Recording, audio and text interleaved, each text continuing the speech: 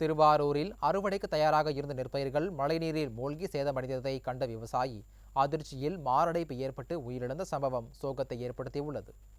குடவாசல் அருகே அரசவனங்காடு தெற்கு தெருவைச் சேர்ந்த 87 வயதான பாலசண்முகம் என்பவர் கடந்த 40 ஆண்டுகளாக இயற்கை விவசாயம் செய்து வருந்தார். இந்நிலையில் தனது 1 ஏக்கர் விளைநிலத்தில் தூய மல்லி என்ற பாரம்பரிய நெல் வகையை பயிரிட்டிருந்தார். கடந்த சில நாட்களாக பெய்த கனமழை காரணமாக அறுவடைக்கு தயாராக இருந்த நெற்பயிர்கள் மழைநீரில் மூழ்கி சேதமடைந்தது.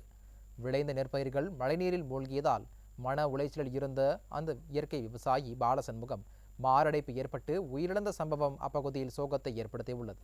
இந்நிலையில் விடியா திமுக அரசு வடிகால் வகையை முறையாக தூர்வாராததால் மழைநீர் செல்ல வழியில்லாமல் வேறு நிலங்களில் தேங்கி நெற்பயிர்கள் சேதமடைந்துள்ளதாக விவசாயிகள் குற்றம் சாட்டியுள்ளனர்.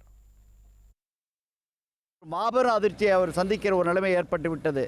இயற்கை விவசாயம்தான் என்னுடைய கொள்கை என்ற அடிப்படையிலே சுமார் 40 ஆண்டு காலமாக இந்த இயற்கை விவசாயத்தை செய்து வந்த இந்த இயற்கை விவசாயிக்கு அரசாங்கம் இதுவரை எந்த பதிலும் சொல்லவில்லை என்பது மிகப்பெரிய ஒரு வருந்தத்தக்க ஒரு விஷயம். இது பற்றி கிராம நிர்வாக அலுவலர் உள்ளிட்ட பலரிடமும் இவர்கள் புகார் செய்து அவர்கள் வயலை பார்த்துவிட்டு சென்றார்களே தவிர உங்களை நாங்கள் துக்கத்திலிருந்து மீட்டு விடுகிறோம் என்ற நம்பிக்கையை ஊட்டாதன் காரணமாக இன்றைய தினம் ஒரு உயிரை இழக்கக்கூடிய ஒரு மாபெரும் இழப்பு இந்த குடும்பத்திற்கு ஏற்பட்டிருக்கிறது.